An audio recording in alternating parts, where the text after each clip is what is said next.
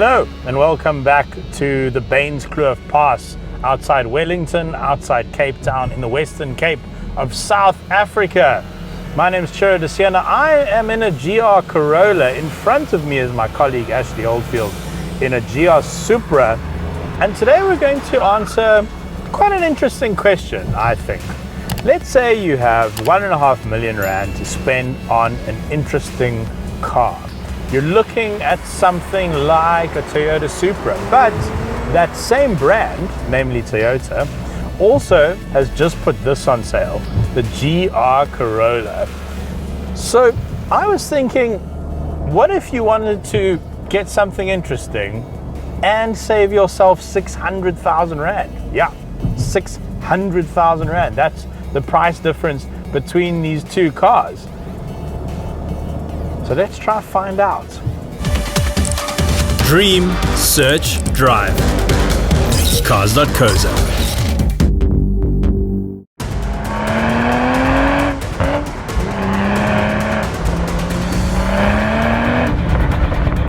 Hello. I've jumped into what is basically a bathtub with a door, because that's basically how you sit in here. It's like being in a bathtub with a door on the side, and you can only ever get in and out through the door in your bathtub. It's super low, the bonnet is long, I can't really see these rocks on the side that are just here to launch me into oblivion, so it's a lot more intimidating to drive immediately. Obviously the manual gearbox, it's not perfectly placed. You gotta like commit to having your arm on the center console to get the hand in the right place. If your hand is here and you move it across, your kind of elbow hits the center tunnel and you have to cock your wrist back a bit to get to the gear lever. But it is quite a nice shift, I have to say, once you start shifting it through. I have occasionally gone through the reverse gear once I've been slapping it down from third to second, but overall, a really nice slick shifter to go with a light clutch action.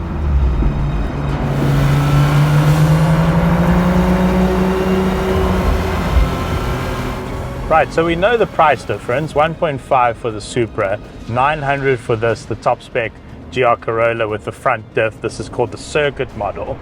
And having driven both quite extensively now and having lived with the Supra for a little bit, I think the conclusion I've come to with the Supra is that if you're looking for a special weekend car and you don't perhaps have Porsche money, then the Supra is a good option.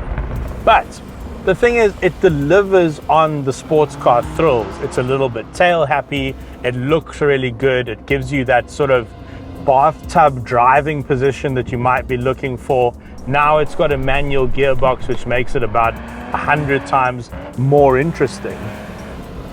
But in my opinion, that Supra is pretty difficult to live with. So if you're looking for an interesting daily, then I think the decision swings over to this, the GR Corolla. Here you have a boot, you have 5 seats, well, 5 seat belts. You can squeeze in 5 people in here, I suppose. You also just have a car which is, I know this sounds trivial, but that's just much easier to get in and out of.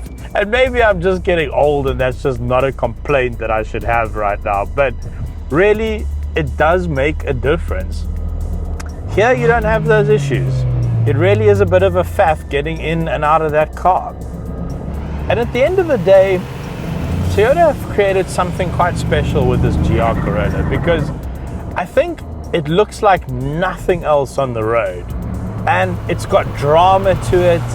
It's all pointy. It looks kind of angry. It's wide. I think they've absolutely nailed the exterior. I do find the interior pretty bland, I must be honest. I feel like the steering wheel could have been a bit more exciting. I feel like the dash design could have been a bit more exciting, but that's not a deal breaker for me. You don't buy a GR Corolla and worry about the shape of the dashboard. But the thing is, there's more than enough here to keep you interested. 221 kilowatts, 370 newtons, and yes, you do get 285 kilowatts and 500 newtons out of BMW's 3-liter straight 6 turbo that you get in the Supra. And that's nice. I mean, that's lovely power. That 6-cylinder I just realized it's got twice as many cylinders as this car. But that 6-cylinder really is lovely in that Supra. And here you've got that sort of 3-cylinder thrum, and while it sounds very, very nice at idle, like really, really nice and really great on startup as well, once you get going, you don't hear any exhaust, you just hear engine. And I wonder if that's got to do with sort of EU emissions and noise regulations, because it just doesn't make sense to me that a car would sound so good at idle and yet have almost no exhaust node once you're on the go.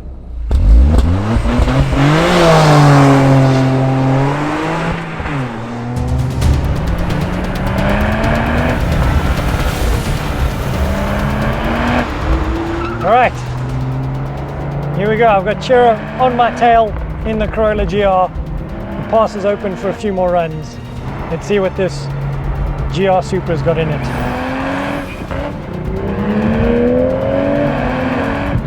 Oh, it's fast. No, it's pushing.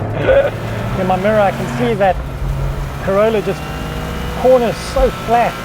Looks menacing. Those angry LED headlights. It's purposeful. The tighter the corner, the more he closes in, but then I fight a little bit on the way out. See, this is the thing with the GR Corolla, is that unless the person in the fast rear-wheel drive sports car knows what they're doing, you're in a fast all-wheel drive hatchback, you can be absolutely on their tail up a mountain path. The entry to corners is so fast that I can feel when I step on the gas. Just jump away from the Corolla there, but then back on the brakes, down a gear, I'm a little tighter and he just closes in on me in the corners there. Oh, the 6-cylinder in here does sound good. And once it's in sport mode, you've got that auto blip function, which just sends the 6-cylinder into an amazing sound. And then in second gear, just open it up. Oh, a little bit of a squirm at the back there. Oh, you've got to fight. Third gear, get the torque. Just pull away. Then you've got to brake, turn in, not fall off the cliff. Brake, turn in, not hit the wall. Every time the Corolla just claws back a little bit. It just feels like it's not able to stretch its legs here. I think that sometimes people think, oh, I'm going to buy a fast rear-wheel drive sports car, powerful car, I'm going to be putting on opposite lock through the corners and tail happy and steering the car with my right foot, but that's not the reality of driving a rear-wheel drive car. If you get oversteer on a mountain pass like this, well then you're just having an aeroplane accident, really. Front end on the Corolla is just a little faster in situations like this. This is almost like a GT Cruiser, whereas the GR Corolla bites into the surface and really switches directions quicker. Oh, it gets tighter, the hairpins get tighter. Oh, light it up. I'm loving what's going on here, to be fair. Even if I am losing a bit of time, I'm having so much fun on the gas. The throttle back steps out on me a little bit there.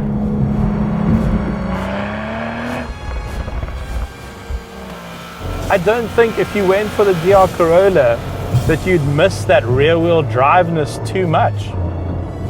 I think there's enough drama here to keep you interested.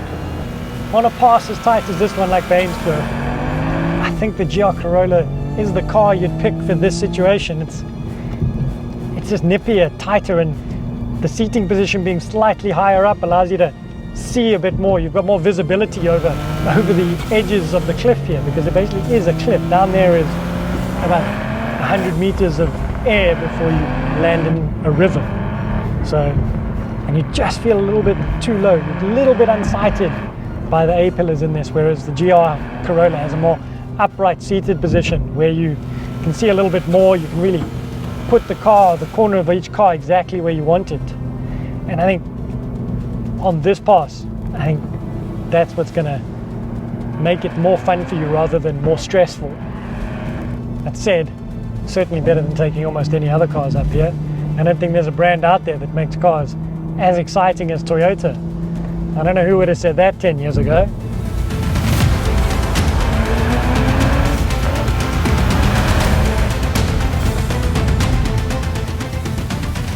So yes, a Supra and a GR Corolla are not exactly rivals.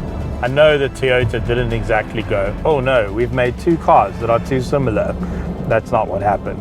But this is the same brand, the same special division of the same brand, and they do in some ways have similar characters, but they are very different practical propositions, very different practical offerings. Gosh, that Supra does look good on the road though. Ash and I both used the same word to describe the Supra, and I was so happy he said the same thing as me. He said it was intimidating to go quickly in. And I was so glad that Ash had that opinion as well, because he's such an accomplished driver. And it wasn't just me who thought that, you know, this average freaking knuckle dragger over here who couldn't get hold of a good rear-wheel drive sports car. He had the same opinion as me, which is wonderful. But that is the reality. If you are a fantastic driver, or you think you are a fantastic driver, then the Supra is probably for you. But for everyone else, if you really want to be quick, if you want to have confidence in your car, if you want to drive a mountain pass really quickly and get home without having to make a call to your insurance company, then I think the GR Corolla is the one to have. I just feel so much more in control here, so much more confident to push. So if it was my money, 1.5 million versus 900,000, and I was looking for a good daily, I think this would be it. I think I'd choose the GR Corolla. And I wasn't really expecting to say that, but I do feel quite confident about that. But if you want the visual drama of a sports car and you want that burble on the overrun, then yeah, take the Supra.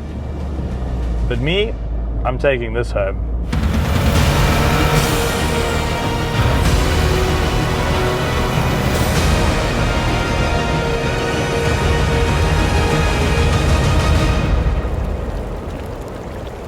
Cars.co.za.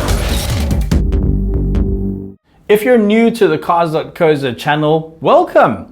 Thanks for being here. Now, we have over 660 videos on our channel. We've been doing this for nearly 9 years now. So if you're looking for a car review for a car you might be interested in, you'll probably find it in our back catalog. And thanks very much for supporting our channel. We are now the largest motoring channel in South Africa, and the aim is to just keep doing what we do and help South Africa make better purchasing decisions. Thanks very much for watching. Cheers. God. All our Cilos and Archies deserve insurance that pays out.